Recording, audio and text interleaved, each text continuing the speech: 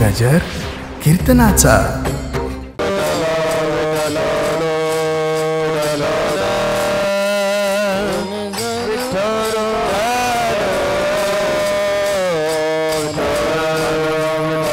विठ्ठल विठ्ठल विठ्ठल विठ्ठल विठ्ठल विठ्ठल विठ्ठल विठ्ठल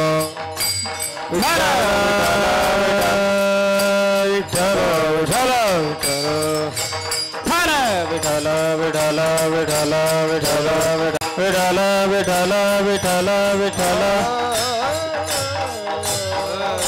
विठ्ठल विठ्ठल विठ्ठल विठ्ठल विठ्ठल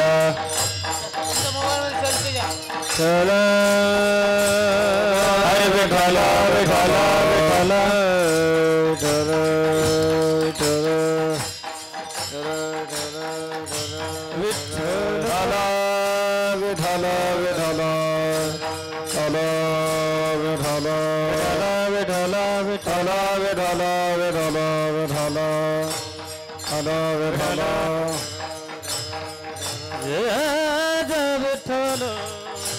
चल विठ्ठल विठ्ठल विठ्ठल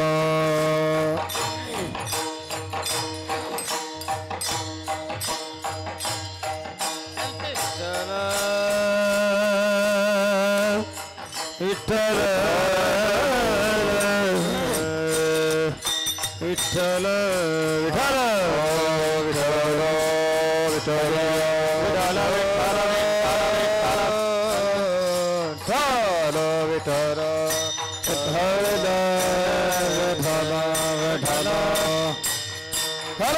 विठ्ठल विठ्ठल विठ्ठल विठ्ठल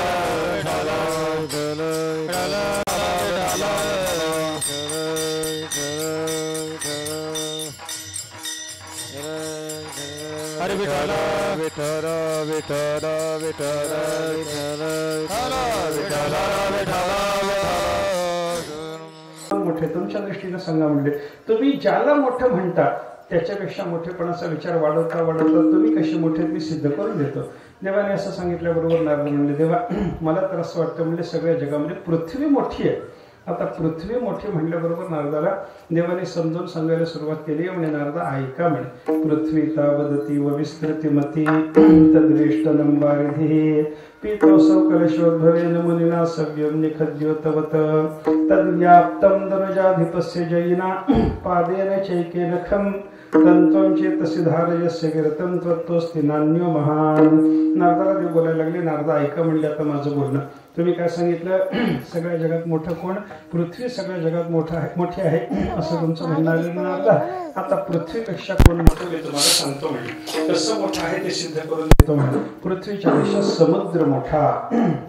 देवानं काय सांगितलं नारदाला पृथ्वीच्या पेक्षा समुद्र मोठा कसा मोठा म्हणले नारदाला भगवान म्हणतात तुम्ही पृथ्वीला मोठी म्हणता पण पृथ्वीच्या भोवताली वेढा कोणाचा आहे समुद्राचा वेढा आहे।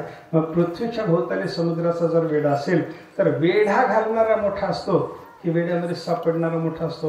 एखाद्या वेळेला कसं होतं बघा एखाद्या नदीला पूर आला गावाला वेढा पडतो आता गावाला वेढा पडला म्हणजे वेड्यामध्ये सापडलेलं गाव मोठं आहे का वेढा घालणारी नदी मोठी ना नदी मोठी आहे। तसं पृथ्वी मोठी आहे का पृथ्वीपेक्षा समुद्र मोठा याचा विचार जर आपण करायला लागलो मध्ये वेढ्यात सापडलेल्या गावासारखी पृथ्वी आहे आणि गावाला वेढा घालणाऱ्या नदीसारखा जर समुद्र असला तर सगळ्या पृथ्वीपेक्षा समुद्र मोठा ठरला। विठ्ठल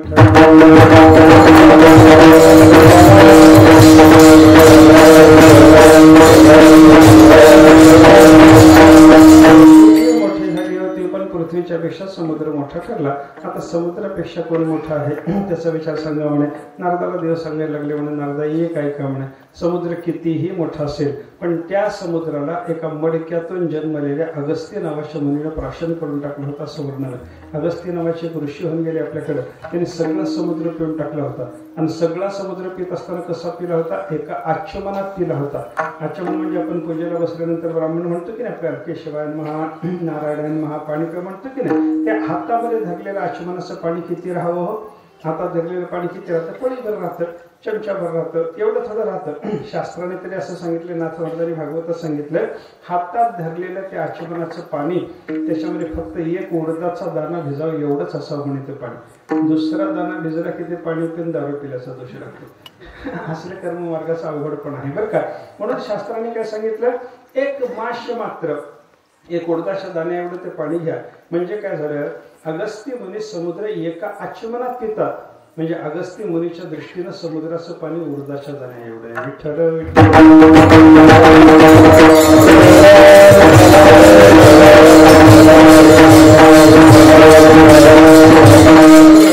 पृथ्वीला वेढा घालणारा समुद्र आहे. समुद्राने एका आचमनात पिण्याची ताकद असल्यामुळं अगस्त्य मुनी समुद्राच्या पेक्षा मोठे ठरले. आता ते अगस्त्य मुनीपेक्षा कोण मोठे सांगा म्हणे. देवाला नारदाने विचारलं तेव्हा नारदाला देव म्हणायला लागले, नारदा ऐका म्हणे, अगस्त्य मुनी समुद्रापेक्षा मोठे आहेत गोष्ट खरी, पण सध्या अगस्त्य मुनी कुठे राहतात? सध्या अगस्त्य मुनी आकाशामध्ये राहतात. आकाशामध्ये एका ताऱ्याच्या रूपाने अगस्त्याचा तारा राहतो. सप्तऋषीचे तारे जसे आहेत तसं अगस्त्य ऋषीचा तारा सुद्धा आकाशामध्ये आहे. आकाशात अगस्त्य मुनी एका ताऱ्याच्या रूपाने जाऊन राहिले तर मला सांगा, एका ताऱ्यासारखे अगस्त्य मुनी आणि अशा लाखो ताराला पोटात घेणारा आकाश जर असलं तर अगस्त्य मुनी मोठे झाले की आकाश मोठं झालं होतं? आकाशाचा मोठेपणा म्हणावा लागेल की नाही. कारण काय, अगस्त्य मुनी एक तारा झाले, असे लाखो तारे आपल्या पोटात ठेवून घेणारा आकाश असल्यामुळं अगस्त्य मुनीपेक्षा कोण मोठं झालं? आकाश मोठं झालं.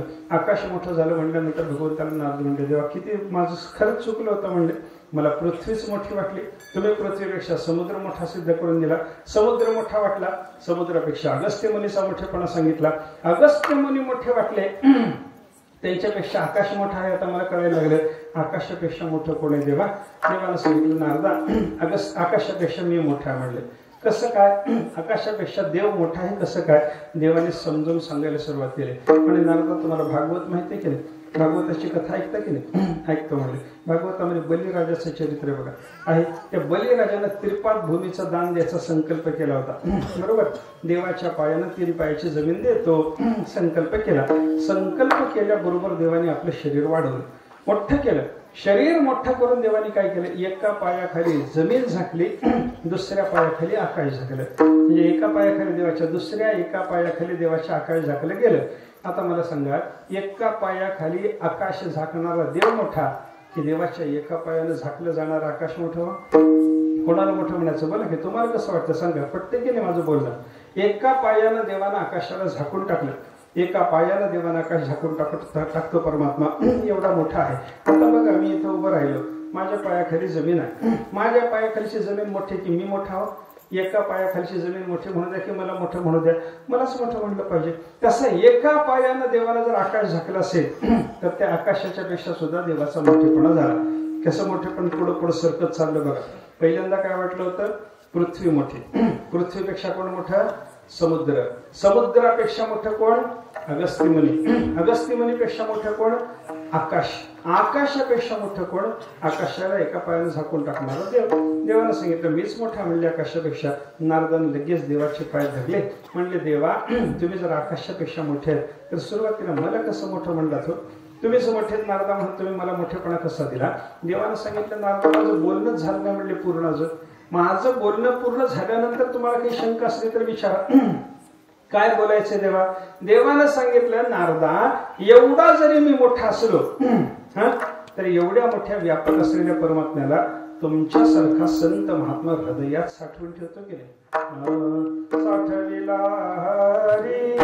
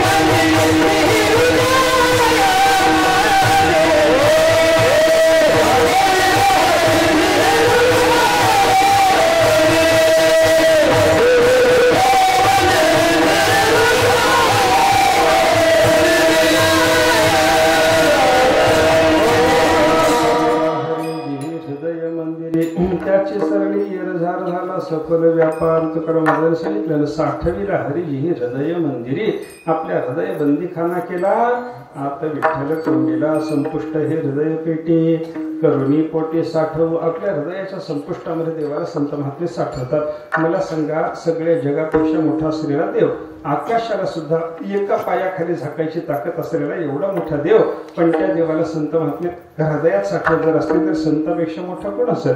कोणी मोठा नाही. म्हणून जगामध्ये सगळ्यात मोठं कोण झालं? संत महात्मा. संताचा मोठेपणा नुसता जगापेक्षा आहे असं समजू नका बरं का. संताचा मोठेपणा पाहिला तर देवापेक्षा सुद्धा आहे.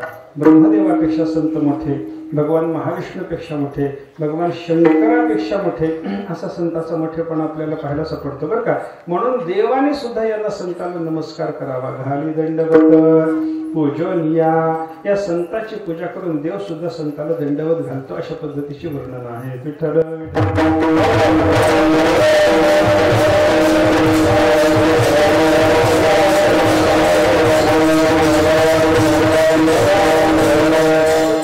दर्शन झाल्याबरोबर ब्रह्मदेव त्यांना दंडवत घालतात, अशा पद्धतीचं वर्णन आहे की नाही.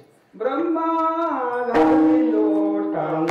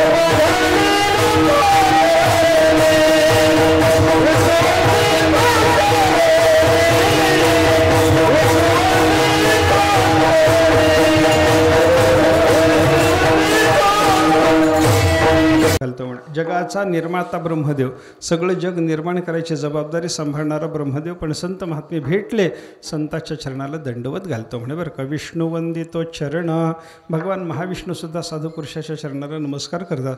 मग ते भृगु ऋषी देवाची परीक्षा बघत जेव्हा निघाले ना, सगळ्या ब्रह्मा विष्णू महेशामध्ये कोण मोठा आहे याची परीक्षा करताना हे भृगु ऋषी गेले भगवान महाविष्णूच्याकडं, आणि महाविष्णूला पाहिल्याबरोबर त्याने भगवंताच्या छातीवर लाथ मारली. देवाच्या छातीवर लाथ मारून सुद्धा भगवंतांनी त्यांच्या पायाची मुद्रा आपल्या छातीवर श्रीवत्सलांछन म्हणून अजून जपून ठेवलेली आहे बरं का. असं हृदयी श्रीवत्सलांछन मी रवी भक्ताचे भूषण, नाही तयाचा क्षीण सुख धरिले लाथेचे, असं जे वर्णन संतांनी केलेलं आहे की नाही, ते भृगु ऋषीचे लाथ देवाने आपल्या छातीवर जे जतन करून ठेवली की नाही, त्याचं कारण काय? भगवंताला सुद्धा संताच्या दर्शनाचं प्रेम आहे. विठ्ठल विठ्ठल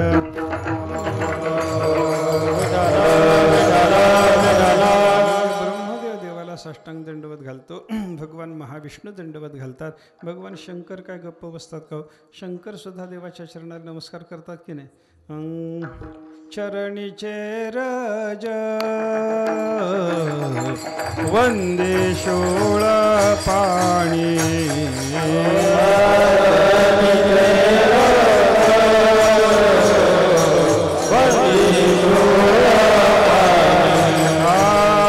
चरणीचे रज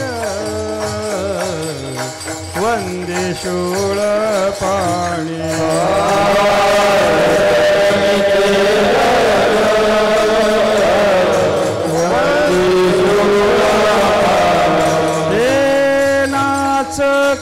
कीर्तनी त्याचे माथा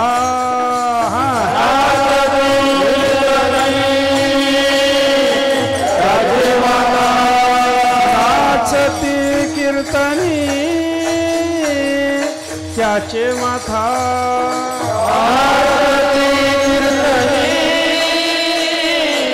त्याचे माथा ऐसे बळ नाही आणि काचे अंगी ऐसे बळ नाही आणि काचे अंगी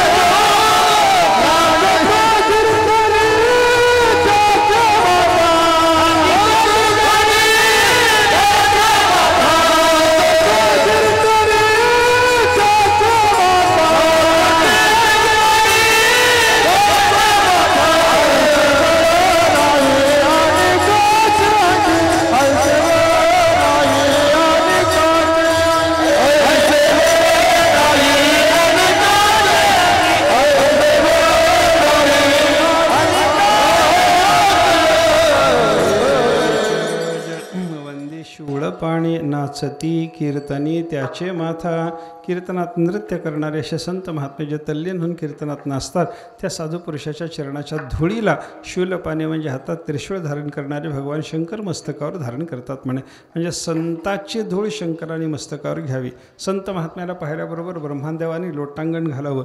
भगवान महाविष्णूने त्यांच्या चरणाला साष्टांग नमस्कार करावा. आता ब्रह्मा विष्णू महेशच जर संताची पूजा करत असतील आणि नमस्कार करत असतील तर संत कोणापेक्षा मोठे नाहीत सांगा ना. सगळ्या जगात मोठे, सगळ्या देवापेक्षा मोठे. म्हणजे काय झालं, उपदेश शब्दाचा अर्थ आपण पाहत होतो बरं का. उपदेश कशाला म्हणतात?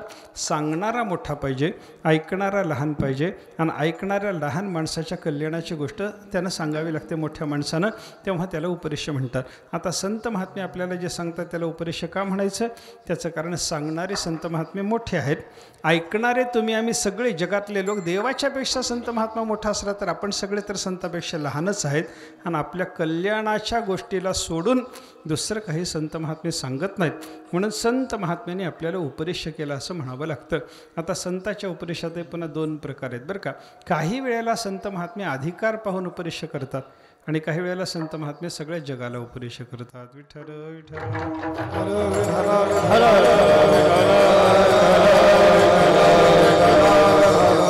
काही वेळेला अधिकार पाहून उपदेश केला की नाही. अधिकार तैसा करूपदेश, अधिकार तैसा करूपदेश, अधिकार तैसा करूपदेश, अधिकार तैसा करूपदेश, आहे ओझे त्यास तेची द्यावे,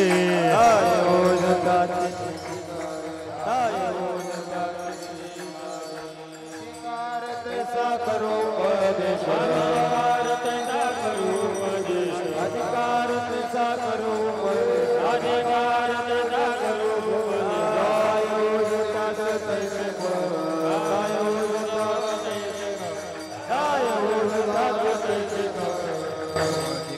तैसा करू उपदेश, साहे ओझे त्यास तेचे द्यावे. तुकाराम महाराज उदाहरणानं सांगतात, ज्याला जे ओझं सहन होईल त्याला ते ओझं द्यावं. लहान 5 वर्षाचं लेकरू आणि त्याला सांगितलं मनाचं पोतं घेऊन जा तर त्याला घेऊन जाता येत नाही. ते लहान लेकरू असतं, त्याला सांगावं लागतं तेवढा तांब्या उचलून आण, फुलपात्र घेऊन ये, एवढंच त्याला सांगावं लागतं की नाही. म्हणजे जेवढं ओझं आपल्याला सहन होईल तेवढंच ओझं देण्यात जसा शहाणपणा, तसं जे साधन ज्याला ओझं, ज्या साधनाचं ओझं सहन होतं त्याला ते साधन सांगावं हा विचार आहे बरं का. म्हणून ज्ञानाचा वगैरे विचार सांगत असताना संत महात्मे सगळ्या जगाला सांगत नाहीत, कारण ज्ञान काही सगळ्याला पचत नाही. ज्ञानाचा उपदेश करायचा असला तर अधिकार पाहिजे. मनामध्ये वैराग्य असल्याशिवाय ज्ञान सांगून उपयोग होत नाही असा विचार आहे. आणि वैराग्य ही गोष्ट काही सोपी नाही. म्हणून ज्ञानासारखं साधन सांगत असताना संत महात्मे सगळ्या जगाला सांगत नाहीत, अधिकार पाहून साधन सांगतात बरं का.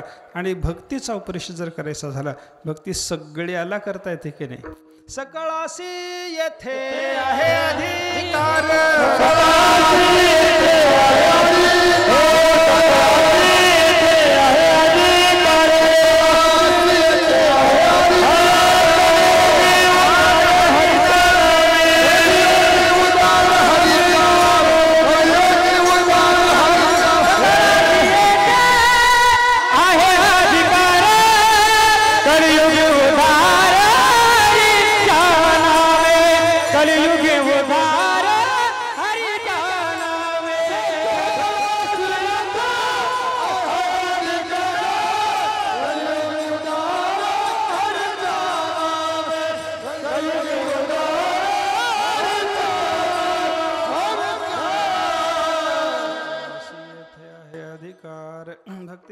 भक्तीचा विचार जर करायचा झाला तर भक्तीचा अधिकार सगळ्याला आहे.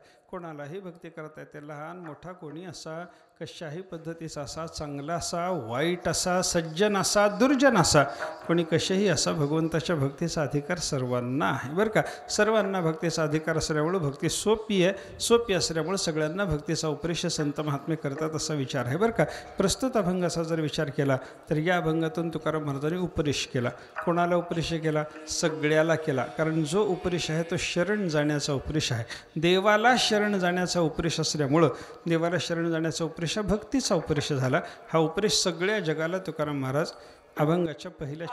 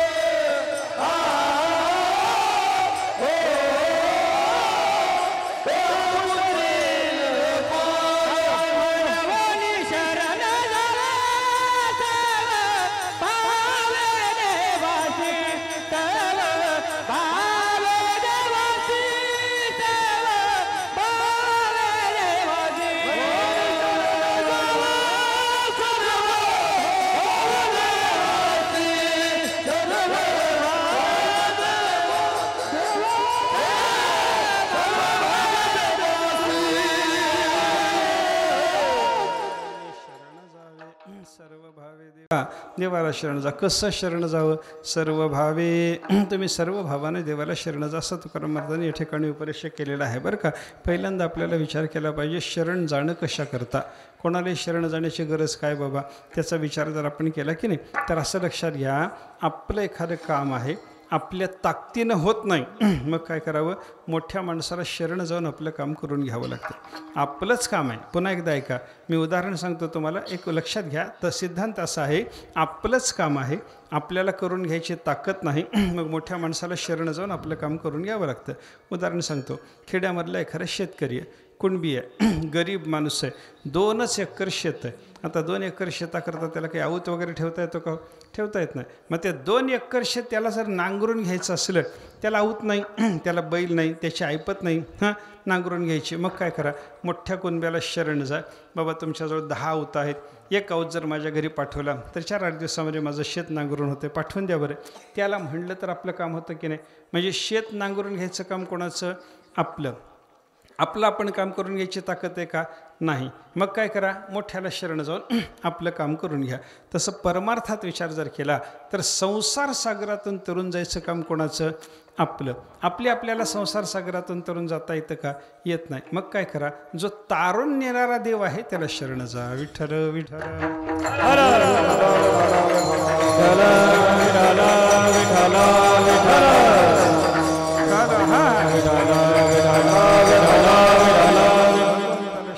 अशा पद्धतीचा उपदेश महाराज या ठिकाणी करतात बरं का.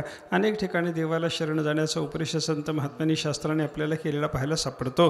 देवाला शरण जा, देवाला शरण जा असा उपदेश आहे. इतर कोणालाही शरण जाऊन उपयोग होत नाही बरं का. आपण जीवाला शरण गेलो काही उपयोग नाही, आपण विषयाला शरण गेलो काही उपयोग नाही, देवाला शरण गेलो तर मग मात्र आपलं कल्याण होतं असा विचार आहे बरं का. आपण विषयाला शरण गेलो, जड वस्तूला शरण जाऊन काही उपयोग आहे का? हो. शब्द, स्पर्श, रूप, रस, गंध 5 विषय शास्त्रानं सांगितले. त्या 5 विषयापैकी कोणत्या विषयाला शरण जाऊन कोणत्या विषयाच्या मागे लागून आपलं कल्याण होईल? कोणत्या विषयात सुख नाही बरं का. विषयाचे सम सुख वेगळाची बाहुली, विषयाचे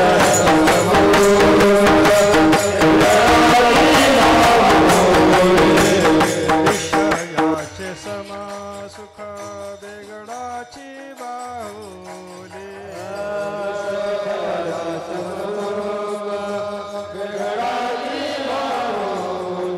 अबराची सावली जाईल रया,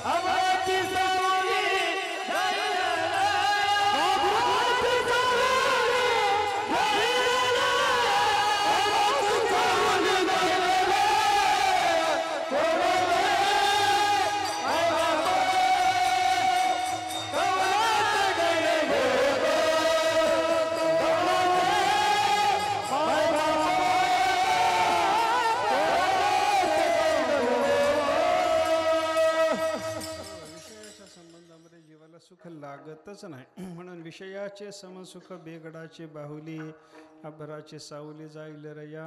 विषयाच्या संबंधामध्ये प्राप्त होणारं सुख म्हणजे बेगडाच्या बाहुलीसारखं आहे, आभाळाच्या सावलीसारखं आहे. त्याच्यामुळे त्याच्या नादी लागण्यामध्ये अर्थ नसतो. म्हणून विषयाला शरण गेल्याने कल्याण होत नाही बाबा. मग जीवाला शरण जावं का? विषयाला शरण जाऊ नये, जडाला शरण जाऊ नये. मग जीवाला शरण गेलं तर काही उपयोग आहे का याचा विचार करायचा झाला तर असं बघा, शरण जाणारा कोण आहे? जीवच आहे. कोणाला शरण चालला? जीवाला शरण चालला. याची त्याची अवस्था सारखी असली तर कोण कोणाला काय देईल?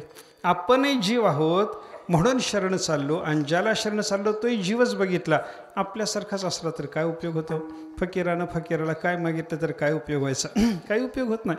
कोणी कोणाला मागावं ह्याचा विचार करा ना. आपण ना बघा, जीव जर जीवाच्या पाठीमागे लागला काही उपयोग होत नसतो. मराठी भाषेमध्ये जुने लोक म्हण सांगतात बघा, नागव्यापाशी उघडं गेलं आणि सारी रात हिवानं ठणठण केलं म्हणे. बरं का, एकाला पांघरून नव्हतं म्हणून हुडकायला निघाला.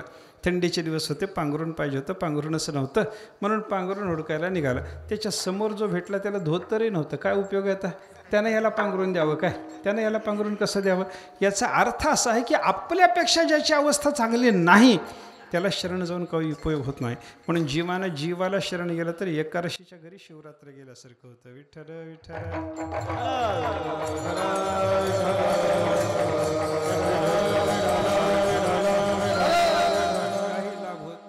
मग काय करा? जीवानं जडाला शरण जाऊन उपयोग नाही, जीवानं जीवाला शरण जाऊन उपयोग नाही.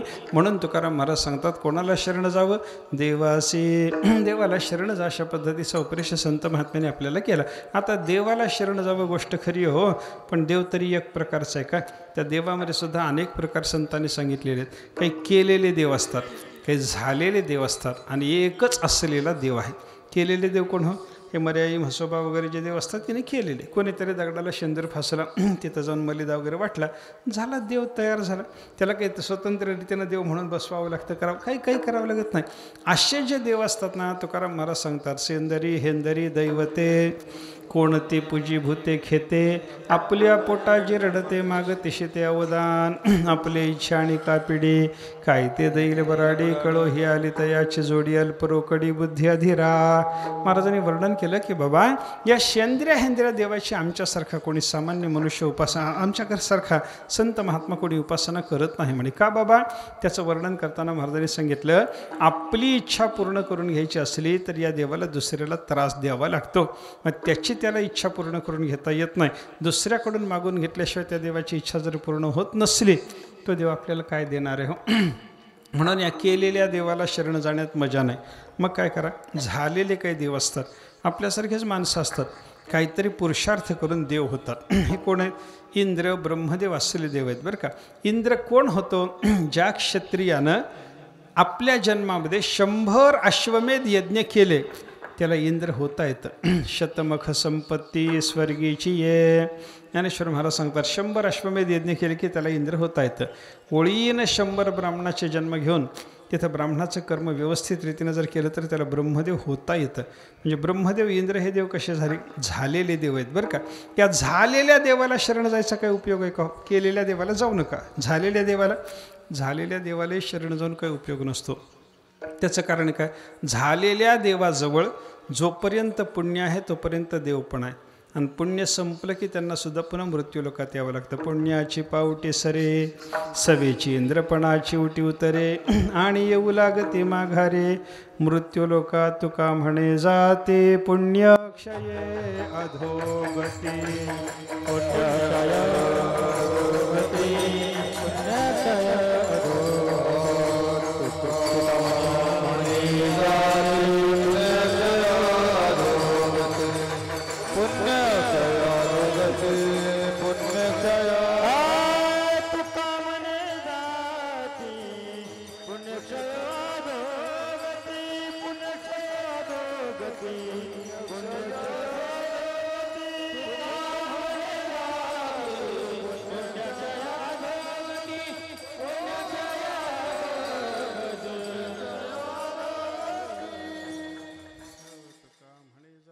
पुण्यक्षय अधोगती. आपलं पुण्य संपलं की त्या देवाला पुन्हा खाली मृत्यूलोकामध्ये आपल्या सामान्य जीवासारखं जन्माला यावं लागतं.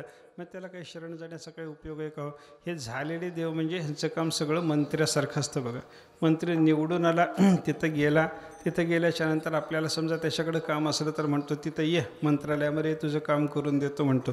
आणि आपण त्याला भेटायला गेल्या दिवशी त्याच्यावर समजा अविश्वासाचा ठराव आला आणि त्याचं मंत्रिपद गेलं, काम होईल का आपलं? त्यानं बोलावलेलं जरी असलं तरी त्याचंच मंत्रिपद गेल्याच्या नंतर तो काम करील का? तसं हे इंद्र ब्रह्मदेवासारखे देव कसे आहेत हो? यांच्याजवळ पुण्य आहे तोपर्यंत त्या पदावर आहेत. पुण्य संपल्याच्या नंतर त्यांना मृत्यूलोकात पुन्हा जन्माला यावं लागत असेल, त्यांना शरण जाऊन आपला फायदा होत नाही. याच्याकरता काय करावं? केलेल्या देवाला शरण जाऊ नका, झालेल्या देवाला शरण जाऊ नका. मग कोणाला शरण जा? असलेला देव, तो हा देवाधिदेव बरवा, पांडुरंग सदाशिवाचा निज ठेवा, बाप रखुमा देवीवरू 25वा 24 मूर्ती वेगळा. सगळ्या देवापेक्षा मोठा असलेला देवाचा देव म्हणून त्या परमात्मा पंढरीनाथाची प्रसिद्धी आहे बरं का. बळिया माझा पंढरीराव, बळिया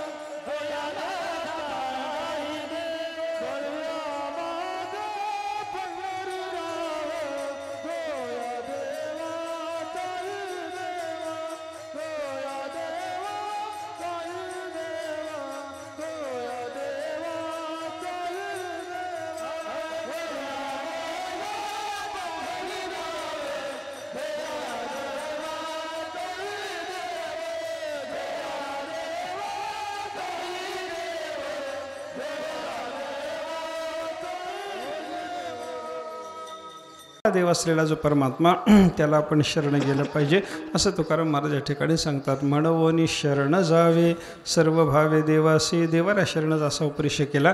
देवाला शरण जाताना जडाला शरण जाऊ नका, जीवाला शरण जाऊ नका, मग देवाला शरण जा. देवाला मग कोणत्या देवाला? केलेल्या देवाला शरण जाऊ नका, झालेल्या देवाला शरण जाऊ नका, असलेल्या देवाला तुम्ही शरण जा. कसं शरण जा? सर्व भावे, सर्व भावाने शरण जा. सर्व भावाने म्हणजे घरात असलेल्या 4-5 भावाने एकदा शरण जावं असा त्याचा अर्थ नाही बरं का. सर्व भाव म्हणजे काया वाचा मनानं देवाला शरण जाणं. आता हे काया वाचा मनानं वगैरे सर्व भावानं देवाला शरण जाणं कसं असतं? थोडा वेळ विचार करायचा आहे. एकदा प्रेमाने भजन करा. विडबार खोमाये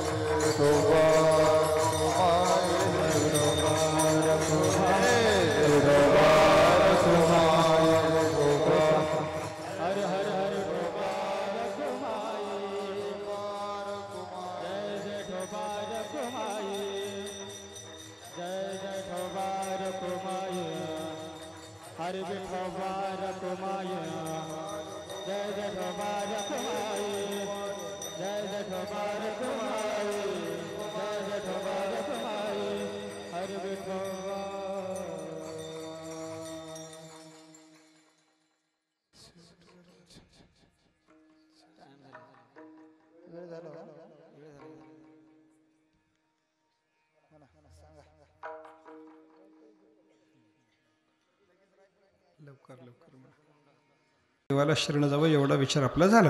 आता असलेल्या या देवाला शरण जाण्याचं कारण काय? कसं शरण जावं? सर्व भावानं शरण जावं. सर्व भावानं शरण जाणं म्हणजे काय? काया वाचा मनानं शरण जाणं, याला शरण सर्व भावानं शरण जाणं असं म्हणतात. शरीर देवाला दिलं पाहिजे, वाणी देवाला दिली पाहिजे, मन देवाला दिलं पाहिजे, याला म्हणतात सर्व भावानं शरण जाणं. देह समर्पिजे देवा, भार काहीच न घ्यावा, होई लाघवा तुका म्हणे आनंद. आपला देह देवा देवाला देऊन टाकावा.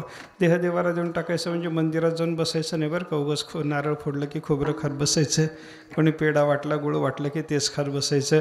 एवढ्याच कामाकरता देवळात जाऊन बसणं याला देह समर्पण करणं म्हणत नाही. देवाच्या कामाला देह वापरला तर त्याला देह समर्पण करणं म्हणतात. विठ्ठल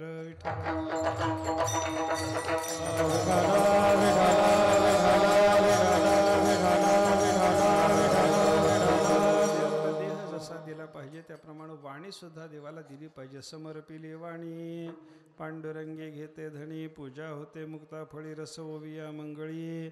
अखंड भगवंताचं नामस्मरण करणं, देवाच्या शिवाय दुसरं न बोलणं बरं का. बोलण्याची नाही आता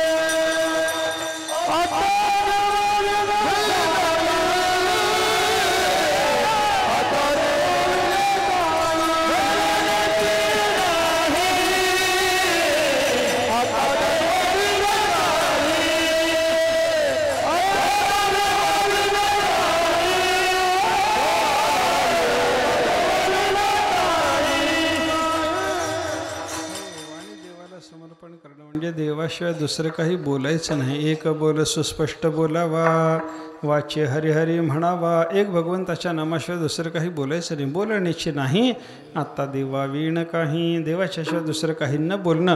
अखंड देवाचं नाम घ्या, अखंड देवाचे गुणगायन करा, अखंड देवाचं चरित्र गा. याला काय म्हणतात? वाणी देवाला समर्पण करणं. त्याच्यानंतर मनही देवाला दिलं पाहिजे. अखंड देवाचे चरण आपल्या मनामध्ये राहिले पाहिजेत बरं का. माझे चित्त तुझे पायी राही ऐसे करी काही, धरोनिया बाही भवहा तारी दातारा.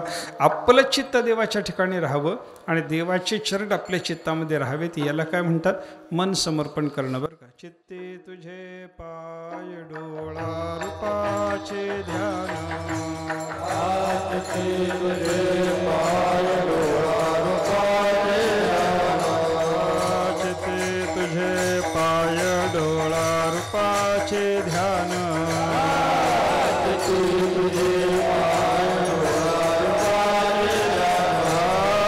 अखंड मुखे नाम तुमचे वर्णावे गुण.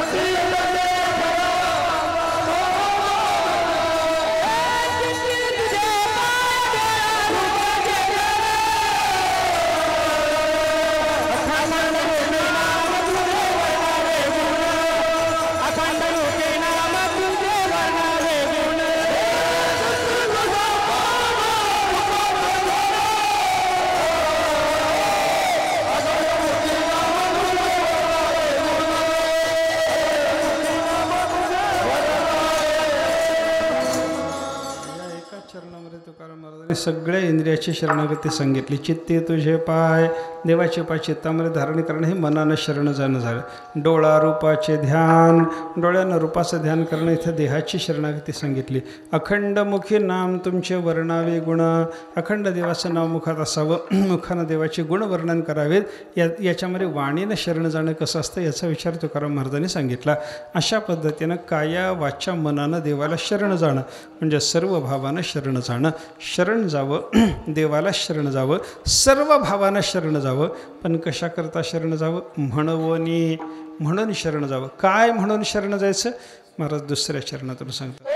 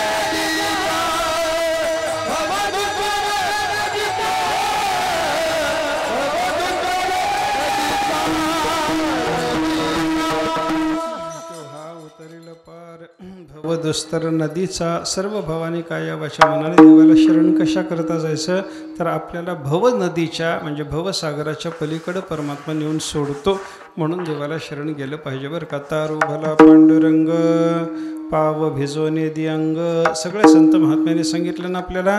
परमात्मा पंढरीनाथाला शरण गेलं की तो तारू म्हणजे संसार सागरातून तारून नेणारा नावाडी आहे म्हणे. तुका म्हणे संती दाखविला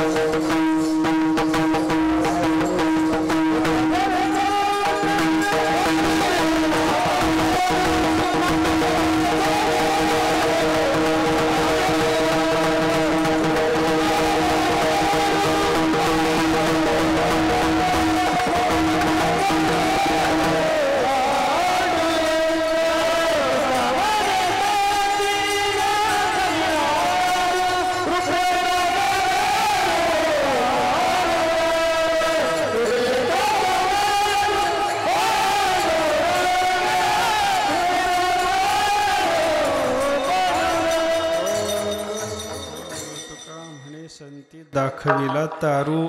संत महात्म्याने आपल्याला तारू म्हणजे नावाडी दाखवून दिलेलं आहे. संसार सागराच्या पलीकडे जाताना आपल्याला नाव पाहिजे की नाही. मग ते नाव कोणते परमात्म्याच्या नावालाच नाव म्हणलेलं आहे बरं का.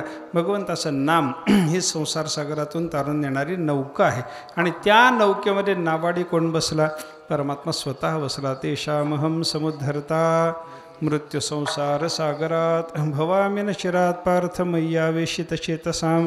देव म्हणतो माझ्या ठिकाणी ज्यांनी मन बुद्धी समर्पण केले त्याला मी संसार सागरातून तारून नेणारा नावाडी होतो म्हणे बरं का. असा भगवान संसार सागरातून तारून नेतो म्हणून त्याला सर्व भावाने शरण गेलं पाहिजे असं महाराजांनी सांगितलं. लोकांनी विचारलं म्हणजे महाराज देवाला शरण जावं गोष्ट खरी, देव तारून नेणार आहे गोष्ट खरी, पण आम्ही फार पापी आहोत हो.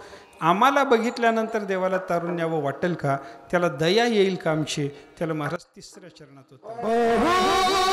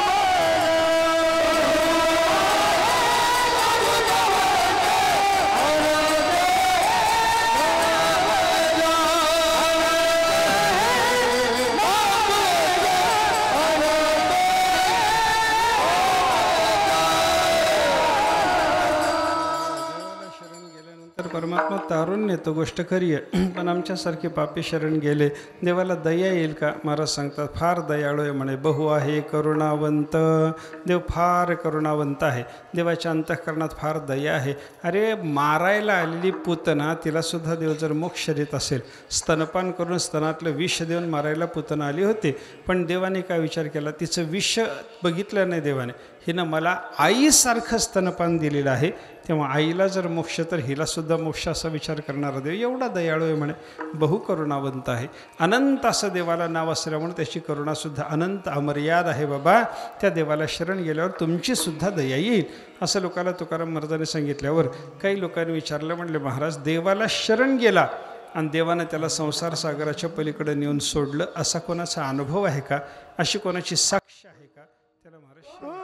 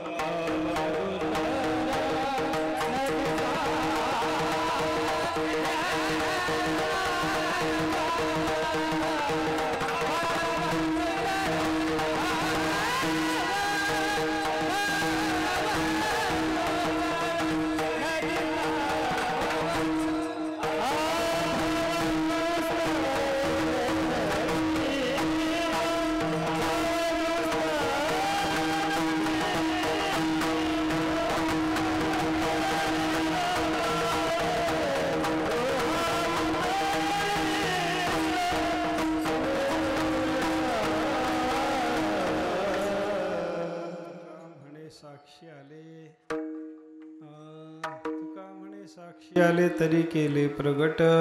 बाबा शेवटी सांगतात की बाबा मला ही गोष्ट माझ्याच साक्षीला उतरलेली आहे, माझी साक्ष आहे, माझाच अनुभव आहे.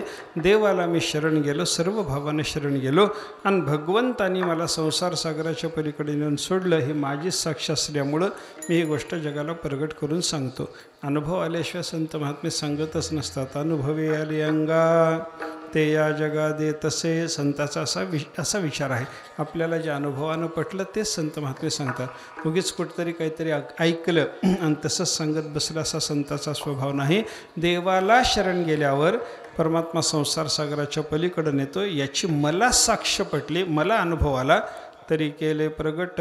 म्हणून मी तुम्हाला जगाला प्रगट करून सांगतो बाबांनो, तुम्ही सुद्धा काया वाचा मनानं देवाला शरण जा. परमात्मा तुम्हाला संसार सागराच्या पलीकडं नेईल असं तुकाराम महाराजांनी या ठिकाणी सांगितलं. देवाला शरण जायचं, त्याच्यानं संसार सागराच्या पलीकडं जायचं, असं आपल्याला फळ प्राप्त होतं. म्हणून देवाला शरण गेलं पाहिजे. आणि देवाला शरण जायचं म्हटलं की देव आपल्या जवळ असला पाहिजे, आपल्याजवळ देव असावा. म्हणून मंदिर बांधायचं, म्हणून कलशाची स्थापना करायची, देवाची काया वाचा मनानं सेवा करायची आणि काया वाचा मनानं देवाची सेवा करून देवाला शरण जायचं. आपण शरण गेलो की संसार सागराच्या पलीकडं परमात्मा नेऊन सोडल्याशिवाय राहतच नाही.